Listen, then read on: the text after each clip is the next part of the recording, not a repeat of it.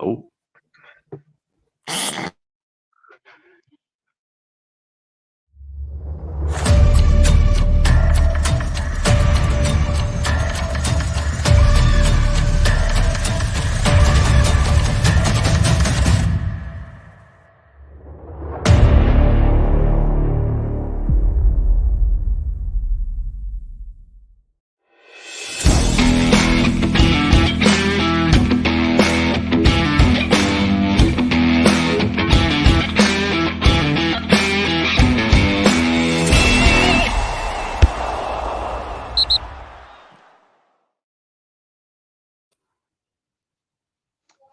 Hail, hail. Good evening, folks, and welcome along to the Endless Celts Podcast. It's the Monday night show, and I'm Anthony, delighted to be joined by two of the show regulars tonight. First of all, Stephen, how you doing, mate? I'm doing all right. Went in too quick with that go live button. Like a lot of things in my life, but too quick. Take my time, Oh, mate, I'm fine. I had a good weekend apart from the result, obviously, which we're going to come on to, but I do want to touch upon the Super Six. The leaderboard at the moment, out in top's Kieran still. Anthony, you're creeping up in the second place. Mark Robertson third. Alistair Jack fourth. Joe Finley's up one to the fifth. Stephen Coulthard dropped the sixth. Kevin Hamsley seventh. William Dobbin eighth. And Ryan Taylor round off the top nine. And then also, obviously, it's Christmas. The Endless Celts Advent calendar. Franny's tired already. And we're on the 11th of December. So we are. And let's see if you can get this person before the end of the show. I'll start a comment so you get it. It's a Celtic number 11. We bit of fun, we bit of crack. But yeah, Anthony, apart from that result. Instantly. Well, you did. But let's hope it stays the course. And also, I'm sure everyone noticed this, by the way, another announcement for the podcast, the Jungle Gyms podcast. So Gavin, Anthony, and Kevin and James are joining ourselves. So they'll be here full time with ourselves over the coming weeks and months. So it's something to look forward to. We had a good chat with them, good dialogue. They still want to continue doing podcasts, and we thought, why not join the channels together under the Endless Celts umbrella. And also Jed Thomas, who's been on before, he'll be joining as well. So we're pretty much up to a 10-man team, which is fantastic. Gives us a lot of avenues to maybe try something new in the coming months. But we'll come on to that towards the end of the podcast. Yeah, absolutely. A lot of exciting stuff to come, mate. And like you say, just to reiterate what you said, they're delighted to get the boys. And it's going to be absolutely brilliant. And obviously, Anthony made his debut on Friday night. Absolutely, you guys were superb, and I look forward to the boys being on the show. It's exciting times, shall we say? And also joining us tonight is one of the show regulars, the cornerstone, Endless Celts, Franny. How you doing, mate? Aye, all good. I'm feeling really to get into this, and I think it's got to be some therapy for us the night. After a very sobering Sunday, I think. I think so, mate. I think so. I mean, I suppose, like you said, apart from the weekend, it's the result wasn't great, and obviously we're going to get into it. But try to put a bit of a rainbow at the end of it. We can officially say, boys, it's now Christmas party week. Officially, it's Monday night, but Saturday is fast approaching. All six of us, or the six of the OGs, as they say, they were the originals. We are out on Saturday night. Stephen's getting the ferry over, and we'll be in paradise at the Kerridale Suite for the Christmas party after. Let's hope it's not like my works do. Aye, well, here's hoping, son. Aye, I'm certainly hoping so. Oh, super, man.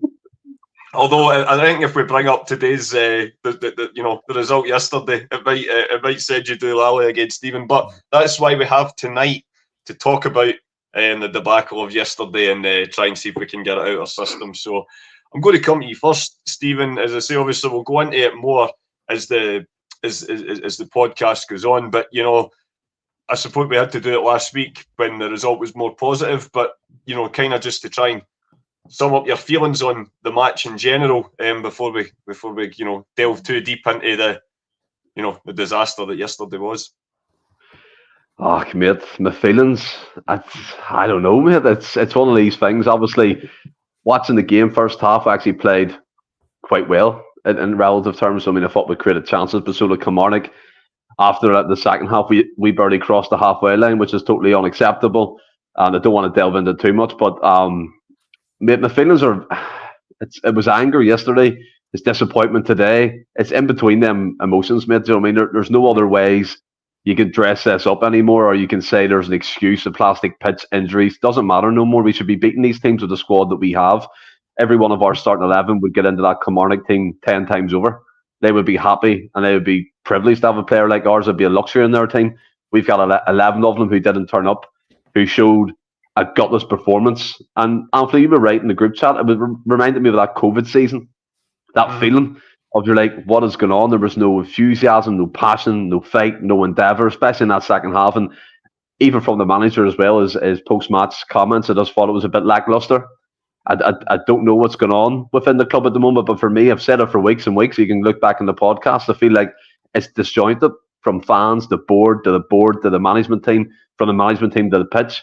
And I just don't get where this is going at the moment. Obviously, we're all happy that Rodgers is back. It took a while for some to get on board. And I've seen people saying this could be, I mean, that people are having the pop or they're going overboard just because of their hate or ill gain towards Rodgers. I don't believe that the case. I mean, I think if this was Postecoglou, if this was Lenny, if this was O'Neill, if this was Strachan, you'll be still under the same amount of scrutiny. The team hasn't been performing up to scratch for weeks and weeks. And the best result of our season came at Ibrox. If you actually really delve into it more, every other important game where we've done absolutely woeful in. Champions League form, out of the League Cup, first time of asking. Obviously, the Scottish Cup campaign is going to kick on later on in the weeks. But it's not good enough at the moment. And I said it before, I can't put my finger on what's causing it all. Yeah. Well, we'll hopefully try and get some of those answers later on in the show, mate, because we will. I think, obviously, the way we were speaking about it yesterday in the group chat, that there is definitely issues that need addressed. And that second half performance, I mean, as I said, we thought the first half against St Johnstone was bad, but that was almost like Brazil 1970 compared to what we've seen in the second 45 yesterday. It was a debacle. It was quite a disgusting performance in the second half, for want of a better word. And I know sometimes, Stephen, some of the viewers might think me and you, we go polar opposites in certain things about issues on the park or off the park even sometimes. But I think this could be a night where our paths align quite a bit more, I have to say, because there's no doubt that all is not well, shall we say. And obviously we won't have the answers, but we can definitely give our thoughts on what that is. Franny, and obviously your own thoughts on the game, mate. I know you were watching it. What was before we sort of get into the nitty gritty of the match itself and the wider issues at Celtic, just your thoughts on the game in general? Well, something, Stephen, there in the first half, you're sitting after like 10 minutes. I think you've had about 5 shots and goals. So you've got an absolute off to a great start. I think the first half, I thought it was we're well in control. With the game should have been put to bed, Anthony, in the first half. But at the same time, I'm sitting thinking, well, this might be not the tricky game we might have thought it would have been at Kilmarnock. I think to an extent the rain helped. I know the plastic pitch can be an issue. I think the rain maybe was beneficial for us. It allowed us to zip the ball a bit quick. It didn't make it that sticky surface where it can be. So I think the rain, I'm not going to even try and use the pitches in any form of label or excuse. I thought it, if anything, would have benefited us. Simple as it says, been wet. To say first half, thought really good. Second half, it's absolutely. I mean, we spoke about it after the game against St Johnstone, how it was a game of two halves. So, well, yesterday was that one. That again, that just unfortunately it was the polar opposite from the result up at Perth. I was just, I mean, I sat and watched it with my dad and my uncle and stuff, and sometimes you can get sucked in with guys like other guys watching it, and I'm sitting going, it can't be this bad, it can't be that. Then obviously everyone in the group chat saying the same, and you're like, well, I know we've sometimes got different opinions within the group and stuff, but when everybody's sort of in unison, you're sitting going, that must be pretty bad. And the set, obviously Ross never managed to catch the game. He's kind of usually a wee bit balanced. Yourself and Willie Anthony are usually fairly balanced as well when they watch it and stuff. So when Stephen, let's not even pretend here. Man spitting facts, Stephen. You're definitely, if I'm no balanced, you're definitely no balanced. So, and something like, so if the guys that are generally balanced in the group chat are saying what you're thinking about the game, you've got to sit and go, no, this is as bad as it seems. It's just, there's ways to lose games. You can lose games of football, and it's going to happen. You're not going to win every game of football.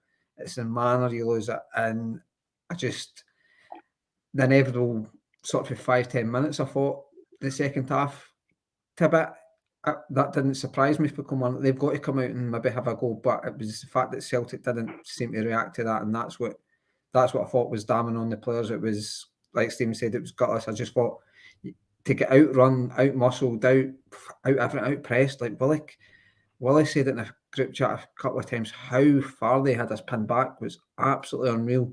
And just the reluctance to punt up the park, because I felt always holding the ball up okay. Aye, he was poor, really poor yesterday. I felt always holding the ball up reasonably well. So sometimes it was just punt it up and give him a chance to hold it in and get yourself up the parks, get out for them pressing, just give your defence a break. But for me, it was I don't want it to be deemed as an overreaction of that, but I think it was a really unacceptable second half performance when you, like, if you'd maybe had a poor first half, I'm not saying you could excuse the second half, but you could maybe try to understand it. But the fact that it was totally two different performances for me in the second half. Like I say, just the manner you lost was unacceptable, and I think probably not try to sound clever when you say this. I think there'd have been money in my position when Kilmarnock equalised. You kind of felt there was maybe would have equalised. I was sitting thinking there's a chance they'll equalise, but equally there's a chance we might just go up the park and maybe our quality will come through and we'll kill it when they've just had too many chances and not taken one. But certainly when they equalised, I felt if there was going to be a winner, there was only going to be one winner, and it wasn't Celtic. And as I say, I'm not trying to sound clever, that I think a lot of people watching that second half performance when Kilmarnock got the equaliser, you just had a feeling that they were the team that were going to go and win that game, and it was just it was a terrible second half, mate. It's terrible. Yeah, I think you're bang on, Franny, and I think Monty kind of alluded to something similar when he brought that up, saying, you know, Celtic are going to lose games of football throughout the course of a season. That's, you know, barring one season, that's you know, that's a perfectly natural thing. But there are, like you say, there are ways to lose a game, and yesterday certainly wasn't one of them. I mean, you know, you just feel yourself getting angrier and angrier as the game was going on. You know, you always expect, especially a Derek McInnes team. You know, the Kilmarnock weren't great in the first half. We were by no means excellent in the first half, Stephen. But we got the goal. We were looking, passes were finding the intended target, shall we say. It was just unfortunate our striker seemed to leave his shooting boots at the door.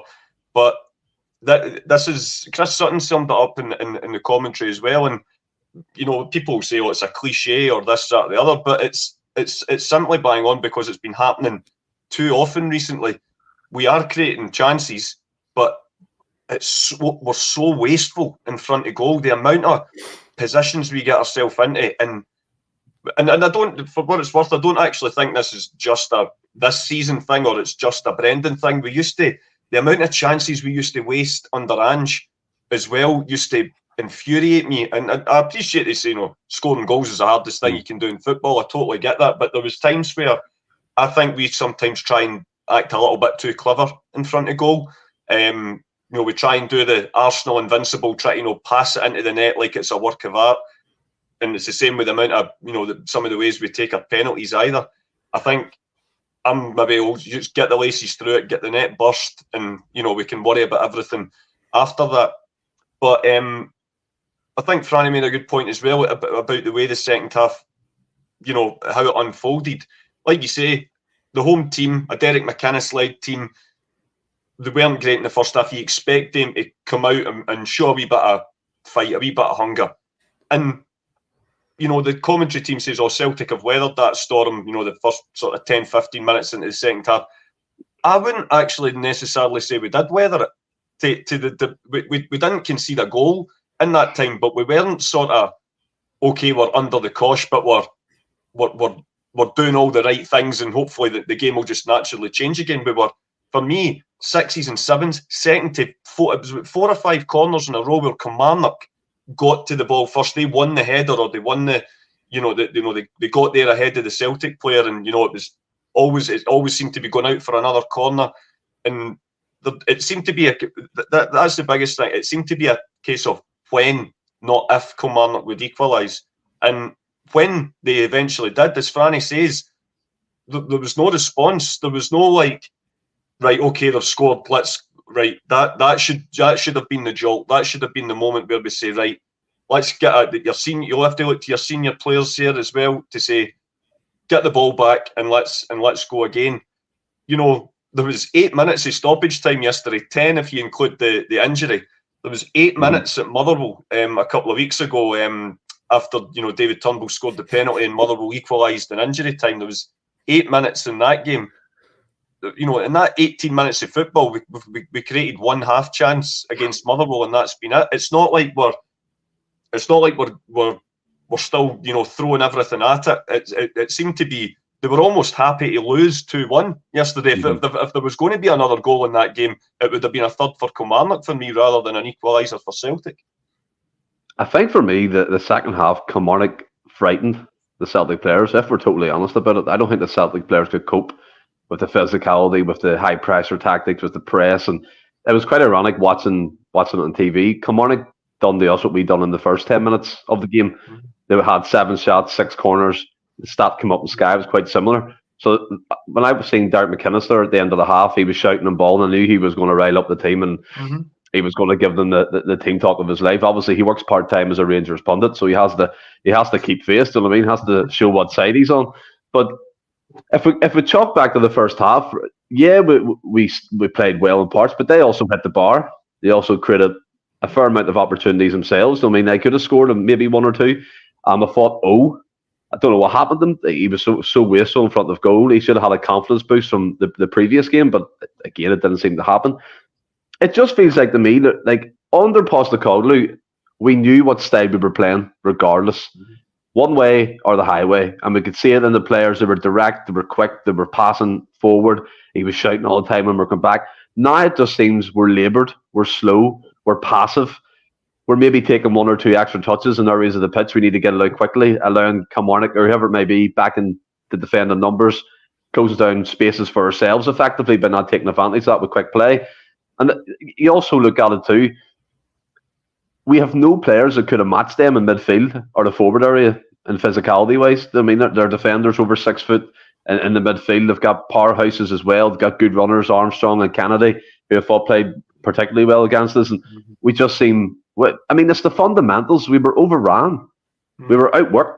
They seemed to have more fitness. They kept going. They didn't sit back. Even when they went 2-1 ahead, everyone was expecting them to sit in and be dogged. But no, they kept pushing up. And we were the ones getting caught time after time after time on the counter-attack. There was times where it was 2 back, and just obviously their lack of quality at the end that they didn't capitalise on it and beat us even more, in my opinion. We thoroughly deserved to lose, and we thoroughly deserved to get beat in that manner. I thought it was a below par. It was an absolutely woeful performance, and the players should be ashamed of themselves. There's some players in that team I'd be happy if I'd never seen in a Celtic shirt again. For example, Nat Phillips. I think he's an absolute donkey. I don't know how he's a professional footballer. It's like watching Shane Duffy all over again. So that's what it's like. See, ironically, but see the first sort of 20 minutes, he was looking all right because he was zipping balls. But then he just, his confidence just went. It just went. Maybe. You know what I mean? And then again, sorry lads, but Greg Taylor, absolutely shocking again. There was one point where he didn't look round and he passed it to the Kilmarnock player in the wing, and it was an easy cross in. Another opportunity gave to them.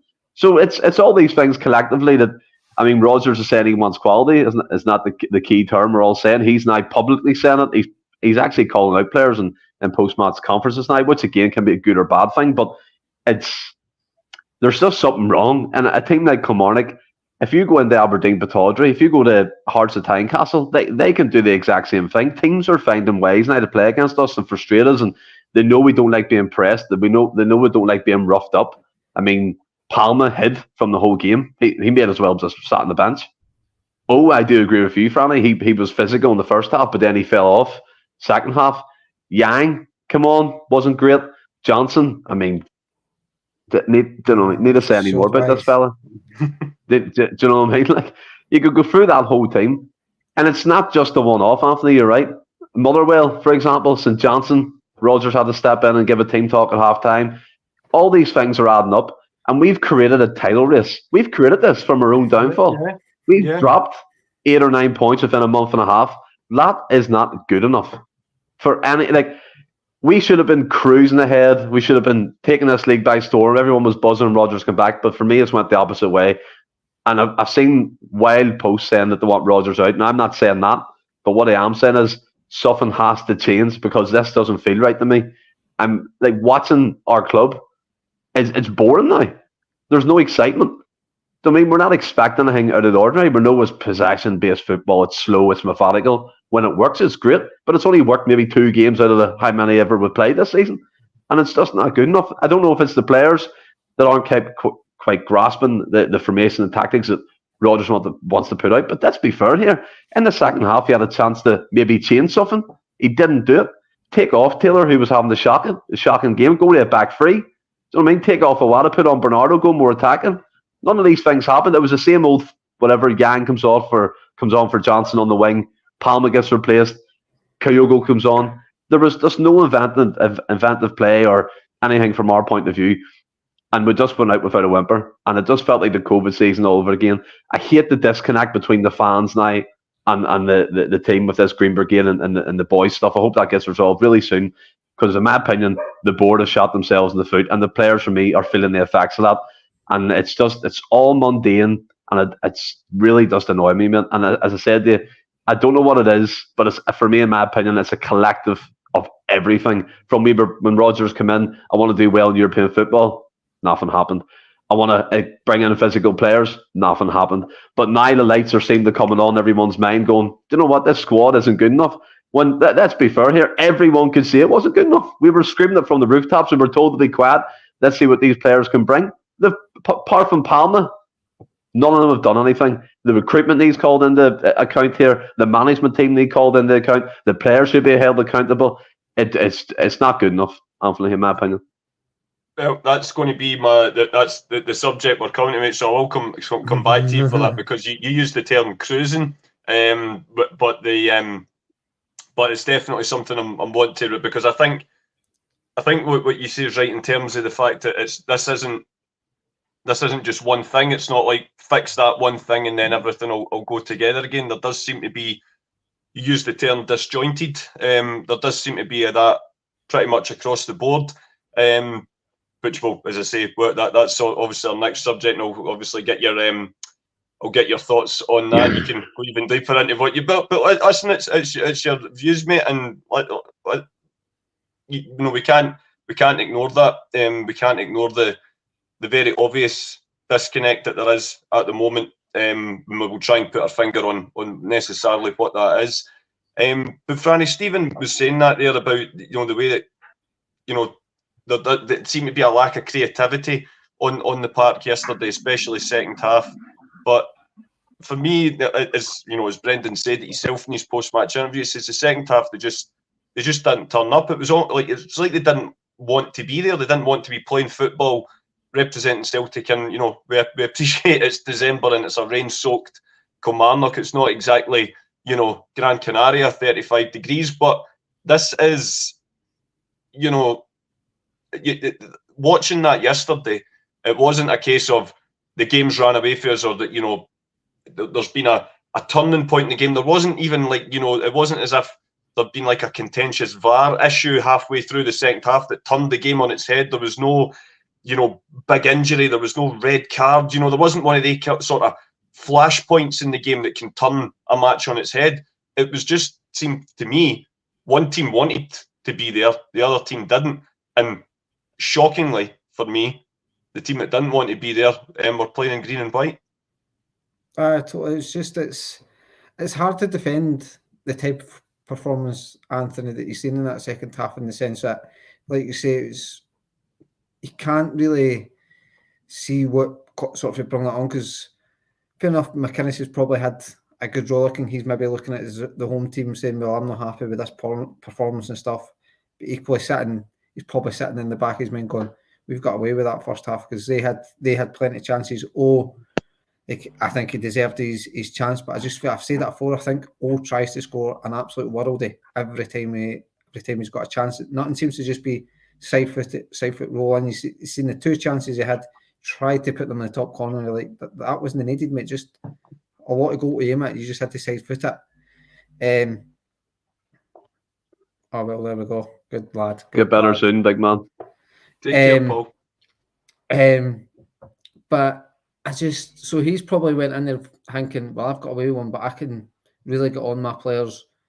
First 5-10 minutes, we'll go at them. Where Rodgers probably the first half to an extent, he's probably just saying, give me the same in the mode, but we need to be a wee bit more clinical in front of the goal. And I agree with you. Say that's not just systematic of this season. That was one of the big issues in Angie's first campaign in the Champions League. We said the amount of chances we created there and never scored them. So it's not just a Rodgers problem. This just seems to be us. And now, it seems to be us that we have had this issue in the last few while. But that second half performance, it just felt like you've got to credit Kilmarnock the way they came out and fought and really got on their faces, pressed us and all that. But Celtic, the team that we had now, this is I'm trying to sort of flip it a wee bit in the sense, not saying I totally buy into this narrative, but this in one argument, it's one side it's sort of having a go at the recruitment, but at the same time you're going, well, this was the core of that, the majority of that team, bar Palmer and Phillips, that was a treble winning team that started that game yesterday. So that there should have been enough there to turn that around and say, look, right, we need to up it here. We need to up the levels here to what we showed in that first half, because we were. Kilmarnock cut the bar and they had that chance where Johnson Hart makes a great save and Johnson kind of just jumps in front of the ball and manages to block it and stuff. So, but again, as I say, you got into the second half and it's guys that have won plenty of trophies while being here. You're looking at it, and as I say, Nat Phillips, it's a guy that comes from Liverpool. There's probably a reason he's only played 60, 70 odd games at 26-year-old. As I say, I thought he had a good start where he was zipping the ball into feet and things like that. I thought always really feeding off that, but second half, that was just Shane Duffy Mark II. Then the old goal, I'll not go all in on him. I think he's got to deal with it at the end of the day. It's a terrible decision. What's he got to do? What, does he let it go and let Johnson knock it in like or? Well, you can't have a go. I'm sorry, you can't have a go. He's got to go for it. What's he got to do? Leave it. Well, who gets it? What happens if he lets it go? Does Johnson knock it in? If my mind serves me correctly, the Kilmarnock players seem to be running ahead of the ball, so the ball would have missed him. Obviously, that's hindsight. He doesn't know that. No, but if he misses it, Johnson, your right back, is the next player to probably hit it in. And then if he misses it, knocking it in at the back post. You can't let that. I'm sorry. You let that go at the front post, you're slaughtering the centre half, saying why are you letting that go. I think that's a massive gamble. I'm not trying to say I'm not saying the boy had a good game. The boy was horrendous. But I'm not got to go in on him though, G. I think my defender at the near post, I'm wanting you blocking the near post. I'm not too, but I just if Fidere proper fell off a cliff, I think.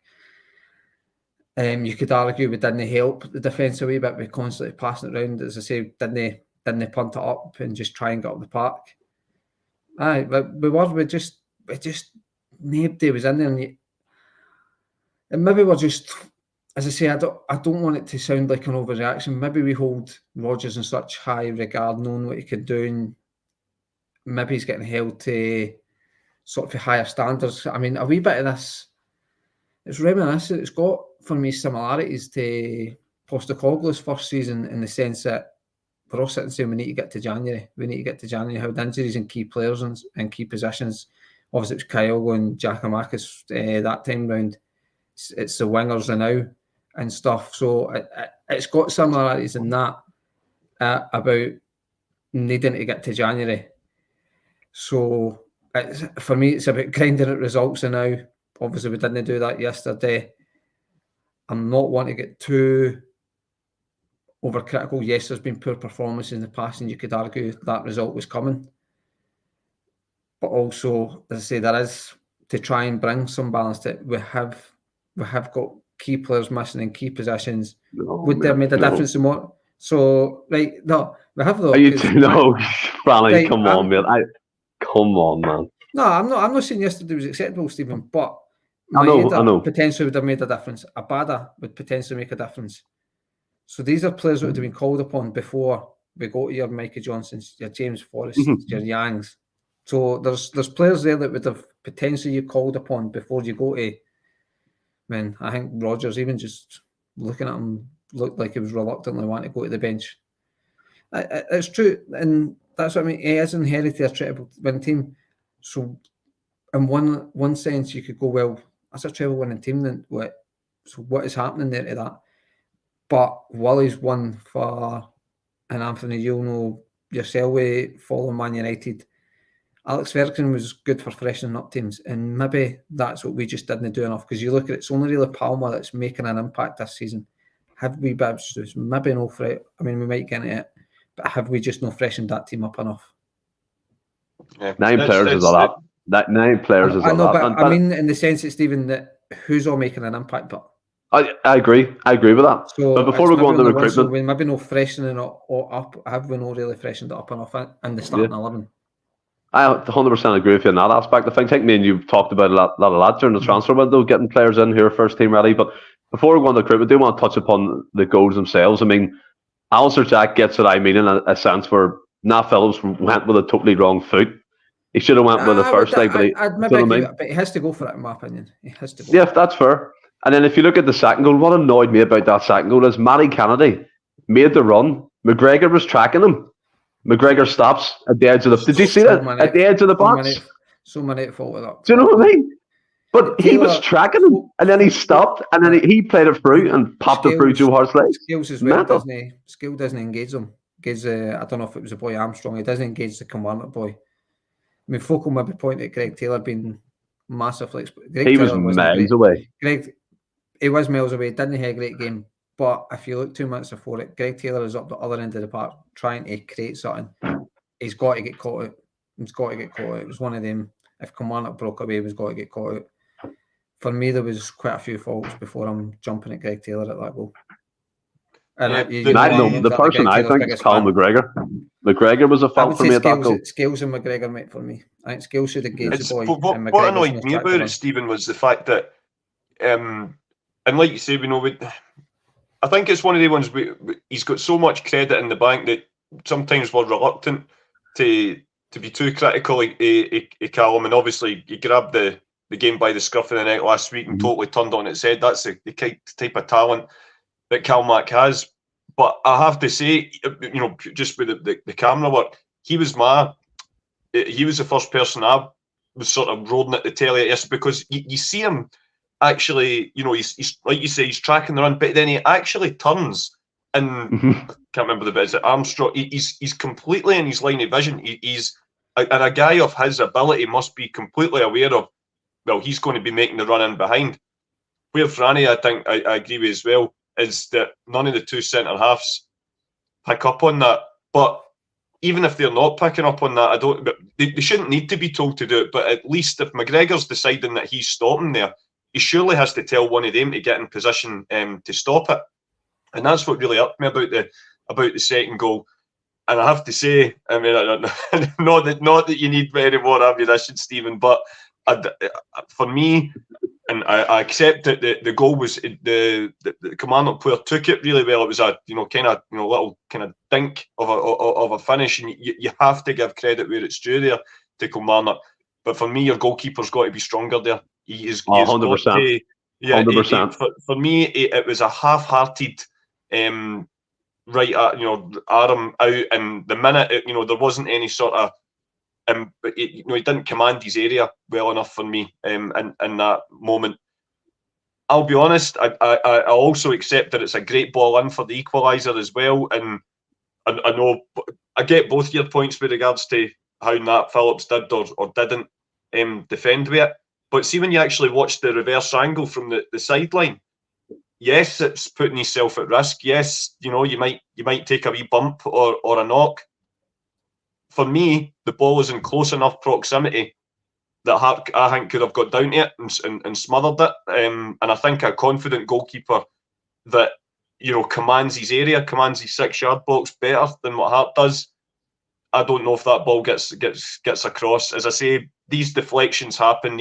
Especially on a surface as wet as that, and we appreciate that he's not in the best of form at the minute, and you sometimes feel like it can be a pile-on, but you got to call it as you see it. And right now, everyone knows what an amazing career he's had, but he is not commanding his box the way he should. He's not shown what we know that he is capable of on a more consistent basis. He's one of the, in Angie's first season when he came, he brought a bit of security to the back line, brought all that experience, and you felt, even in Europe as well, that a lot of the time, even if an opposition team was one-on-one, you still were relatively confident that Joe Hart would come out on top. Right now, I'm not confident. At any time we concede a set piece as well. I mean, we lost 3 or 4 yesterday in a row in that early point in the second half. Kilmarnock was first to every ball, and you just think it just takes one good connection, and I'm not convinced that Joe Hart's going to be, can be relied upon to keep it out the net at the minute. So that was what my next point was going to be, Stephen. You mentioned the word sort of coasting earlier, and that's kind of what I feel that and it's not just fans, not just players, not just. I think it seems to be a thing across the board. Could it be argued that going into having such an big lead at an early point in the season have maybe us as fans gotten a bit? Well, it's all right. We're still 8 points clear, or we're still 10 points clear. Yeah, they've got a game in hand, but it's all right. There's still that cushion. Is that maybe feeding on to the players? I would like to think that's not how Brendan's seen it, but perhaps was he thinking, right, okay, we're 7-8 points clear at the moment. We'll just get to January and then we'll really knock this team into shape. But obviously that gap is withered away quite significantly in that time, and now these matters are becoming more, look like they need addressed more. And then you look at the people at the top, where that's where the culture should always come from. For the entire club, I would argue cracking not so very funny jokes at AGMs, and for me, not really giving the supporters and the shareholders the respect they deserve. I get that these things are they're pantomimes, and they're stage managed and things like that. But by the same point, this is the supporters once a year opportunity to ask difficult questions, and they shouldn't be ridiculed for not just saying everything's rosy in the garden as well. If people have like what I would say, we us too, we have different views, but I think when you're hosting or when I'm hosting, if you ask a question that you think we're going to have a different answer on, we still listen to each other. Yeah. I don't feel that happened. I'm not saying that the AGM is the reason Celtic dropped points yesterday, but the point I'm trying to get is that just that we've said before, and it was a COVID season when we started this show, that there was obviously there was no fans in the stadium at that point for different reasons, but there was a complete and utter disconnect. And Celtic is always at its best when everyone's singing for the same hymn sheet and going in the same direction. And for a lot of reasons, I think at the moment, some of it of our own making, you might be right, but there is something. It's a fair point you make that there's just something in the air at the moment that we just can't grasp with two hands and just kind of let's shake this off. I know we could say let's get to January, but and if you were still 9-10 points clear, you could almost get away with that. But we've still got a massive game against Hearts this weekend. We've still got tough away ties at, Love Street and Dens Park to go to as well. We've got a derby between now and the transfer window opening as well. So it seems that from, 5-6 weeks ago, let's get to January, that is looking more and more of a challenge with every passing week, whilst this malaise, if that's the best word, whilst this malaise is continuing. Yeah, I mean, you talked about at the start of what you were saying there about the players maybe feeding into the fact that we're so many points ahead. For me, if that's the case, that's a really bad issue to have around the club. That's a mentality issue, complacency as well. Rodgers should be all about that, should be in and around that, making sure players don't feel that way. I think he publicly said, I think he's slapped down one of the reporters for even suggesting it. So I hope it's not a complacency issue. For me, that would bring in the question a lot of things, players' attitude, professionalism, and things like that. And we've heard things about Naraki and Largabielka, their attitude and training is not quite good enough. So I don't know if it's seeping around the first team and going to other areas of the squad as well. So there's a lot of things going on here. The AGM was an absolute disgrace, if we're being honest. The supporters trying to ask questions are being booed or being told to shut up and leave the room and all this kind of thing. And look, you get the old thing, penalty to Rangers from Michael Nicholson, and people have a wee chuckle to themselves, but they forget about the real issues that in the club at this precise moment. And that frustrates me a lot. And like you said, a lot of these questions are vetted and everyone knows what's going to be asked. So you don't really get a chance to voice your opinion at these things. That's why, for me, it's a total non-event, apart from the financial figures and things like that. It's just to show public face because they're a PLC. But when Rodgers first came in, he spoke about it a lot. The Holy Trinity, the phrase has been washed out and reused a lot of times. The fans, the board, and the squad, basically. We only have one of them together at the minute. So any reason there's discontent here, it's the supporters, things, Green Brigade and things like that. It's the whole Rodgers impact for him coming back. Still people aren't on board with it, and that's their own opinion. It's the boardroom, Mark Lawwell, Peter Lawwell, Ross Desmond, Dermot Desmond, jobs for the boys type stuff. People don't go over these things that quickly. And the other, I think Jed said as well, they're quick to take the piss out of the fans by asking for money for kits, asking for money for Champions League packages, asking for money for the event we're going to, for example. So it costs us a lot of money to do these things. On the pitch, we didn't even get a free glass of bubbly this time as well. Shocking, remember we got that last time. But it is from the top to the bottom. It's a total disgrace, and it's just it may sound crazy, right? And again, it's not me saying anything like I want them out or anything, but I always turn to my granddad and I'm like, I couldn't care if Roger stayed or went. Sorry, couldn't care. Because at the moment, he's not getting, from my point of view, what he wants. He looks like he's borderline checked out, if I'm honest. His interview, the post-match one there against Kilmarnock, contrast that to last week when he gave the rallying into the team. It was totally different. How can he flip-flop between two different sides so quickly? I just don't understand. Do you think he's maybe thinking... But sorry to interrupt you, mate. It's just want to stick on that point, because for what it's worth, I know what you mean in terms of... I did think it would have been a similar type response to last week, a similar kind of interview. But do you think he's maybe thought you can only go to that well so many times, you can only play that card so many times before it loses its efficacy? Well, Anthony, how about the card? How about the card was being played week after week now? The melee that's set in, the non-event of tactics, the boring possession-based football that we all know what's going to happen. Teams can read us. Teams know what we're going to do. As I said, we hate being pressed. We hate the physical aspect of the game. That's maybe why we look so good in Europe, because these teams open up and we can play through them. We just can't finish off the opportunities. But when the push comes to shove, Kilmarnock ran all over the top of us, and that for me is unacceptable. And you brought up the AGM, and I think you're right too. I mean, these things are meant to bring support, boardroom together, but it creates the opposite itself. Like, it makes it further divided. It leaves a lot of questions unanswered. We're asking the same thing week on week because we'll never get the truth from Celtic Football Club. That's the way it's always been. And the guy like Rodgers, I wouldn't say I love Rodgers. I like him. I hold him at arm's length. I've always been honest about that. He's a top class manager for us, and he was the best candidate available. But just at this moment, I don't know what's going on. The players don't seem to have a clue what they're doing on the pitch. Rodgers seems, to me, that you get him one week where he's on top, and you get him next week where he's just kind of sauntering about, and the hood was up. There was nothing coming from him from the sidelines. And look, I know that doesn't make a difference, but what it shows a supporter like me, like us, that he's given the shit.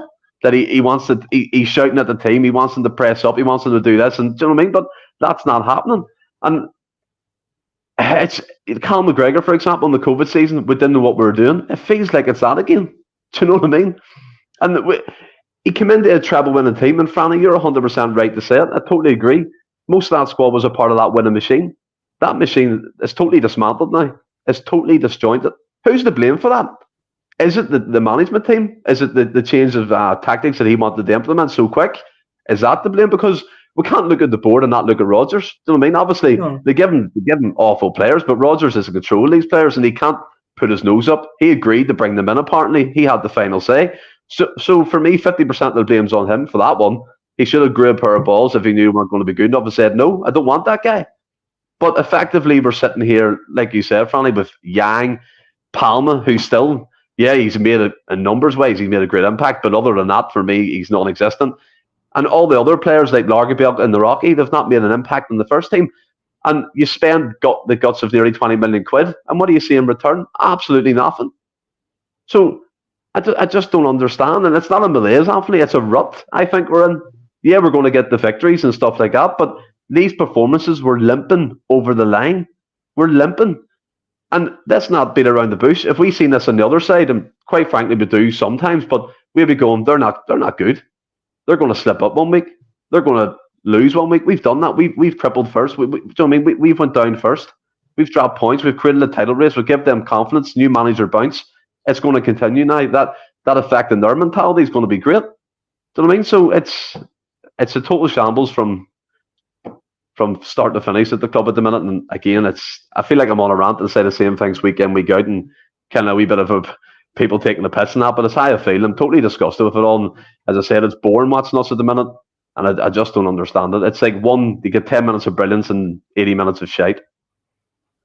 Definitely needs lots of things definitely need an addressment. There's no doubt about that. Franny, what's your thoughts? Or you're sitting there pondering Stephen's statement. Just your own take on the club in general, but just if there's anything you yourself can put your finger on to how we turn this around. I mean, far from me to tell Brendan Rodgers how to do a job, but I suppose it's his gift as a fan to try and tell him what to do. But as I say, I think we need to get some players back. We have missed players. Is it simply that Postecoglou bought players for a style? I think we all kind of said that he bought players to play a specific way.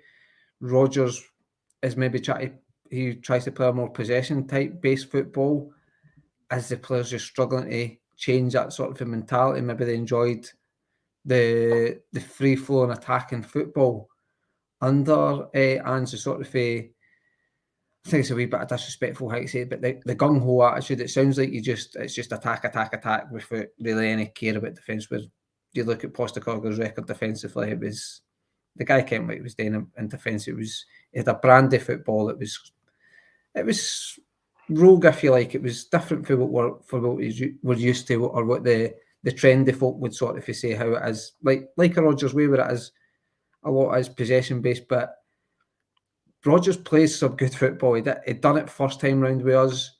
He'd done it under Liverpool. He's done it under Leicester. He does play a good brand of football. It's just he does. It's not the brand that we've been used to for 2 years, and maybe it was just. I think a lot of Celtic fans have said we played such a unique way under Ange. So maybe it's just taking time to.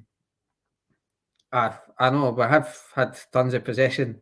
It's what you do with possession. Stats are all good until you actually put the narrative. It's what you do with that possession. I agree that is not. I just feel we're not playing the difficult pass enough. I think Hatate's key to that. I know Hatate. If you watch him sometimes, he'll have about 20 passes and 19 of them will get cut off. But that one pass is a key pass. I think we're maybe missing that. I've touched on the wingers. I do agree there does seem to be a massive disconnect between fans and the board. The board and I don't know if the board and the management. I mean, you would suspect there is, because it seems no secret that Lawwell and Rodgers don't see eye to eye. Well, certainly didn't first time around, so I don't see what's totally changed for them to change this time around. And obviously you've got Mark Lawwell in there. You've got Dermot Desmond's laddie in there, and I think he even said that I'm not massive on. I'm not saying a big supporter of the board. I don't pay enough attention to them either. By the way, that's how bad it was yesterday. It had the unique angle of the girls' football team on fucking Celtic TV. Wow. But it's like I'm not going to pretend to know the total workings of the team. I'm a bit ignorant. Franny, to the board. can I ask you one question? Can I ask you one question? Look, I'm not butting in here. Obviously, I just want to hear your opinions. I've heard a lot of people say this. Apart from O'Reilly, let's be honest here. What other player in that team has Brendan Rodgers improved or brung their game onto a new level? But it's hard to out the current team. I would argue Liam Scales. I would argue Liam Scales. But he was. I think he's an anomaly out of desperation. He's not someone who was in the squad and was banging on the door. Do you know what I mean? It wasn't, Stephen. But you can't just ignore the fact that the guy's been absolutely brilliant. You can't just go, well, right. So Scales and O'Reilly. Just because that doesn't fit your argument, you're not having it. Scales and O'Reilly, 2 players out of a starting 11. Not good enough. Maeda, until he was getting injured, was looking a better player. You did take the words out of my mouth there, Franny. I would say like Maeda had been having he was one of my contenders for Player of the Year actually. I wouldn't actually say I wouldn't say a badder, but he's been injured. He would maybe a player you would look to see him bring on. I don't think anybody's totally. Ooh. But I wouldn't say sabotage. That's a bit strong. I love the opinions of fans. It just goes. I wouldn't say sabotage. You get them all on the Endless Celts, Stephen. We know that. I think there has players. As I say, I think Maeda was improving. I think Scales is clearly improved. You can't deny that. Nobody. I think we all had him out the door. So to try and argue against that, I think is just that's ludicrous, Stephen, on your part. Ludicrous to say what? That Scales hasn't improved under Rodgers. Scales was a necessity out of injuries. Yes, do you know what I mean? Every one of us had Scales out the door, and he's had the ceiling. Like he's not the answer, man. Did I say he was an answer, Stephen? You can't just ignore the fact that he's been good because it doesn't suit your argument here. No, I said he was good, but he's not the answer. You thought you had one player, and we'll pick 2 players out for you. I've got 2. Having it. Right. See, for what it's worth, until he got injured, I would actually argue Hatate as well. Hatate was.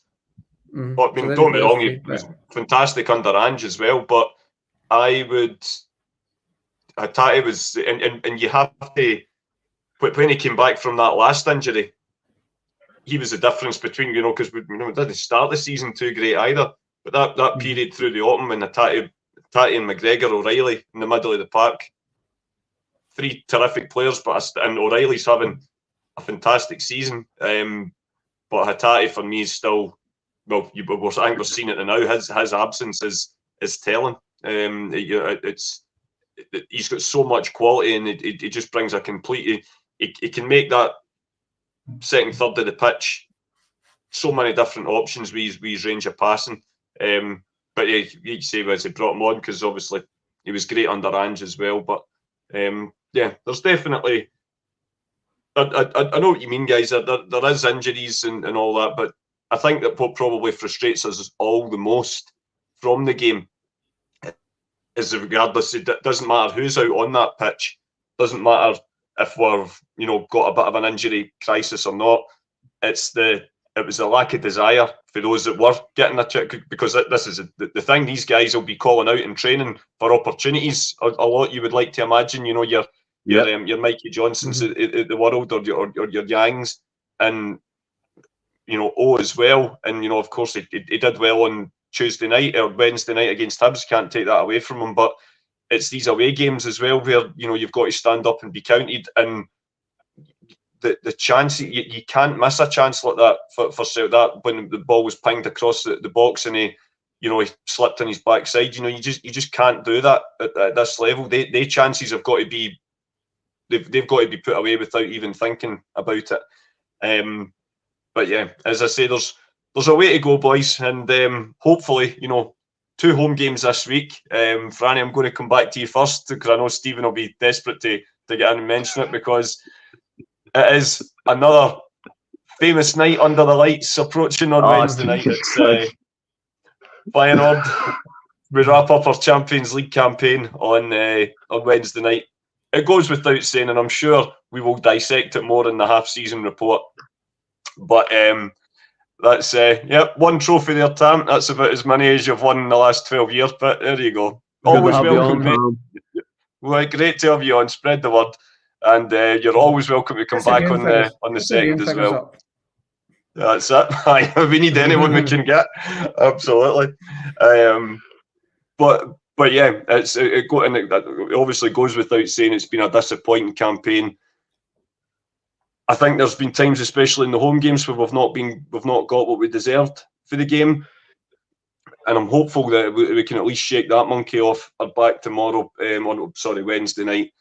I suppose for no other reason that it does take that stat away that the Daily Record love to print every time we have a poor result at home. It would get that kind of, like you say, shake that monkey off its back. Financially, you get a few quid for winning a game in the Champions League, but I think there's some things that are more important than money, and I think it would be great to get a result and at least finish the campaign on some sort of high. And then obviously we've got a massive match against Tam's wee cousins on Saturday, and we'll also at home before we go and drink the Kerrydale bar dry.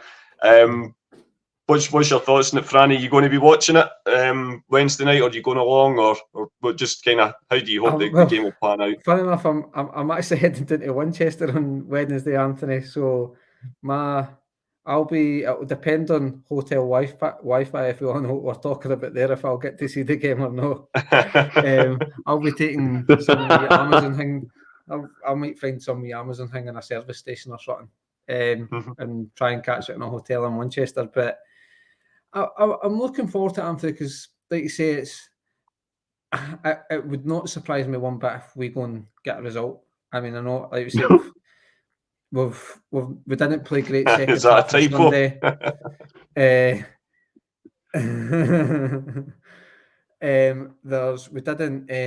We obviously played well against Hibs midweek. We had a good second half again in Paisley. So the form has been a wee bit indifferent at home at the Champions League. I think it's been really good. Lazio with a bit of naivety, two sucker punches, and one of them for CCV. Just a situation would never ever him getting caught in the ball. You wouldn't have thought would have happened. It led to the second goal and things. We more than competed against Atletico Madrid for the majority of that match. So I'm hoping we can finish the group on a high, get that win. In the grand scheme of things, not even for the Champions League, but European football, it technically means nothing, Anthony, for our season. We're not going to progress in any tournament out of one. But like you say, it gets that monkey off the back. It gets that start away that you've not won, 15 games in the Champions League without winning. Not won a game since 2017. I mean, there's quite a lot of games. There's quite a few years you weren't in that competition, so it's hard to win that. It's when you're not actually in it. And then if you look at some of the teams, I would actually put you in at Carstairs if you think you should be beating some of the teams we played in the Champions League in the campaigns. So there is, as I say, the 15 games, it is unacceptable. But in reality, there's 6 of the games I could run off where I wouldn't have expected us to win, i.e. Man City, Real Madrid, Atletico Madrid. There's 6 games if you're thinking we should be picking, I'm not saying you wouldn't get 3 points in, but automatically looking at the games, if you said in 15 games in the Champions League and 6 of them were against the 3 teams, you probably wouldn't be expecting to win the games. You would be going, well, we'll not be picking points up in the games. So you're looking at the 7 other games potentially to pick up points. So it'd be good to get that monkey off the back, get the win. It makes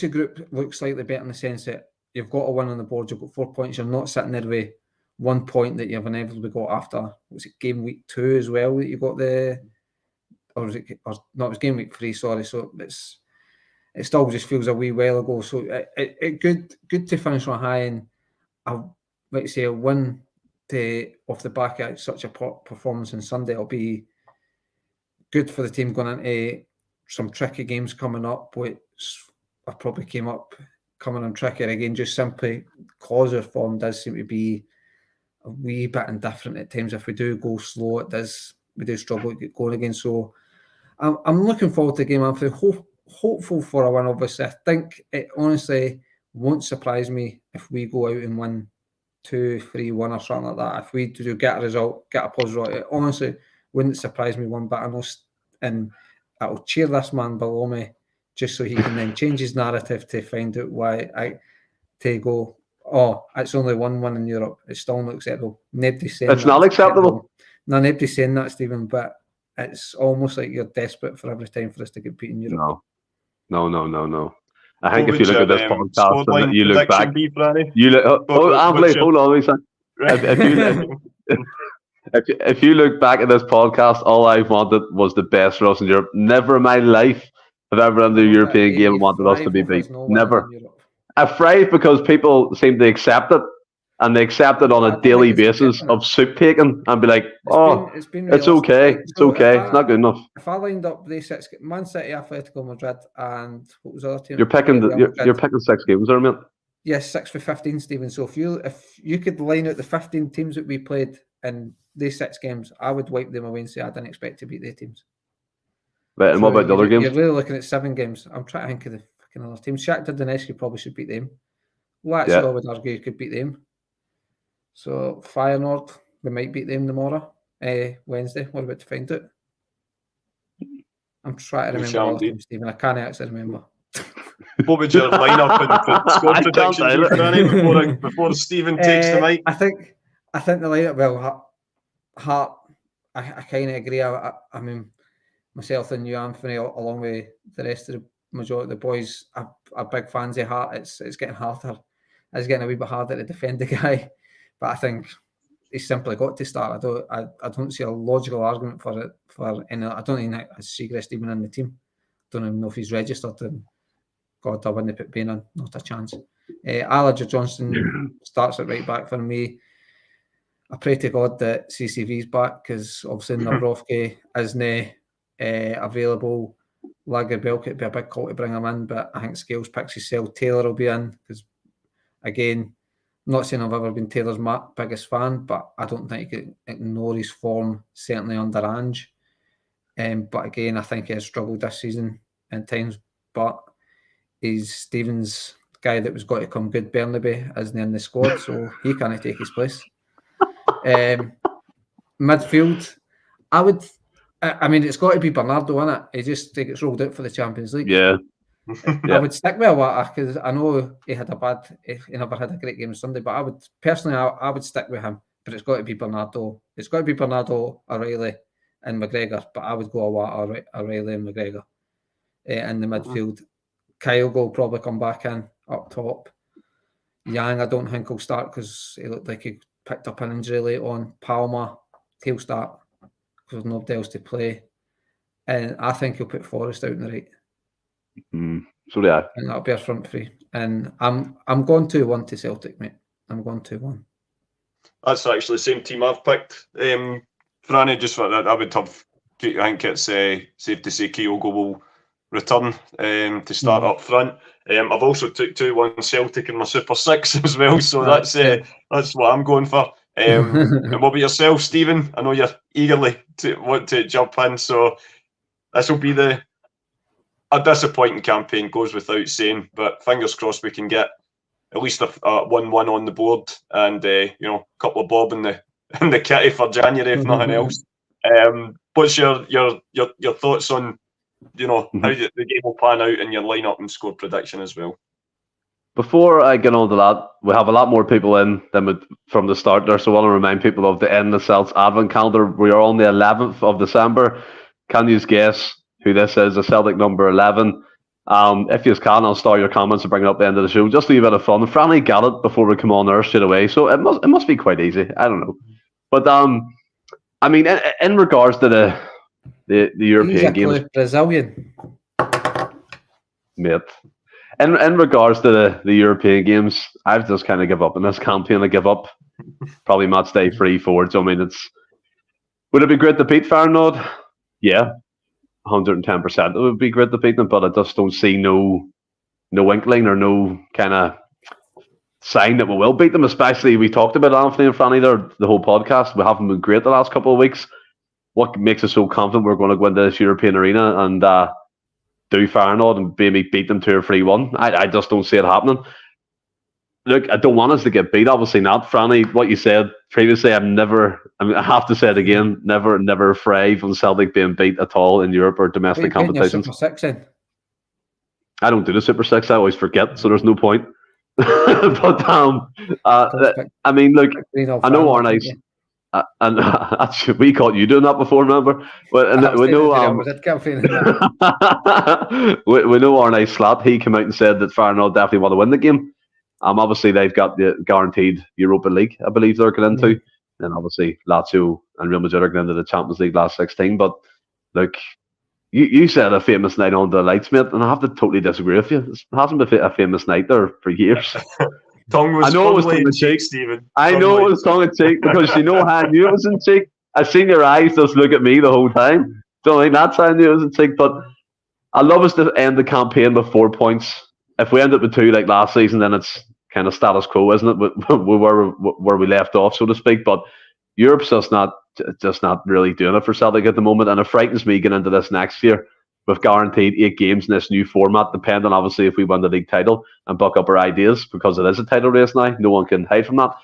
We're facing a guaranteed 8 game campaign in the Champions League, and geez, oh mate, that puts the frighteners up me.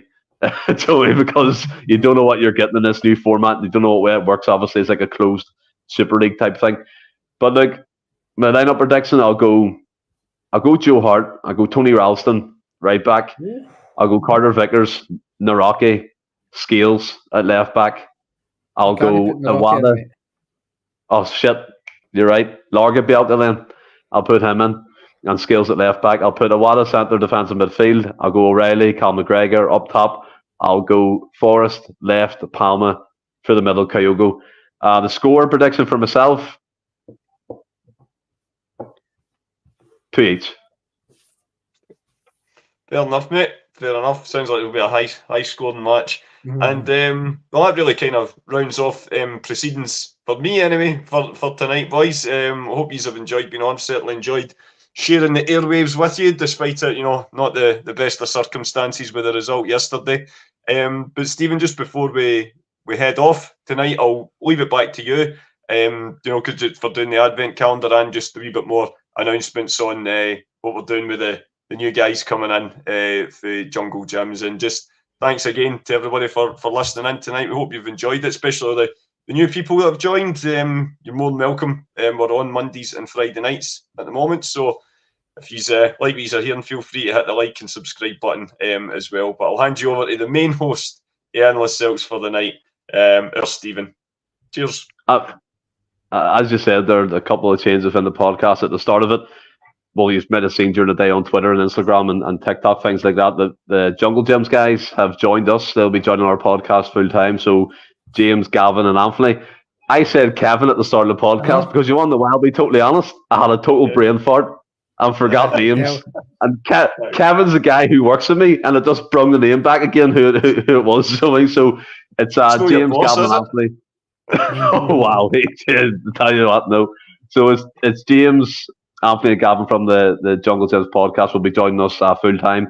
Likewise with Jed Thomas, who's been on before, and also in the comments, Anthony from the Jungle Gyms made his podcast debut on Friday with Ross McCall. It was a great discussion, and it was great to get him on to break the ice and things like that. So moving forward with the podcast into the new year, we're toying with a lot of ideas. I mean, we had a wee meeting and stuff, and we've talked about a lot of things going forward. We're looking to possibly go to maybe 3 shows a week. So 3 shows a week into the new year, obviously January time, back from winter break. kind of come back with a fresh look about ourselves and rejig things. And we're up to a 10-man squad now. So, like Celtic, with plenty of depth, and we just have to make use of it. And you'll be seeing regular guys in the podcast in the coming weeks, like Jed and Anthony and James and Gavin. So they'll be making an impact very shortly. So yeah, we're delighted to have them on board. It's very quick to get sorted that they wanted to still continue with podcasting. So I think the most mutual thing was come on over to us and we'll keep it going and make our team bigger. And as you said, we're going to the Kerry deal, the Christmas party. Wow. If anything to go by from two years ago, I believe it was now, it was a fantastic night, and I'm looking forward to getting over with you guys again and having a few drinks. But in regards to the advent calendar, the player in question now, nobody has got it right. I've seen Saraski, I've seen Stephen Pearson, I've seen Dirk Borichter. Although I think Dirk Borichter did wear number 11, this isn't him. This number 11 is Paul Hartley. Seco. So yeah, but yeah, Anthony, that's the advent calendar done. And also Super 6, get them in tomorrow. I think it's tomorrow, isn't it? You have to, the deadline will be again. But yeah, mate, enjoyed the podcast. It was very good, mate. Thank you very much. Thanks again, guys, and stay well and keep safe. Hail, hail.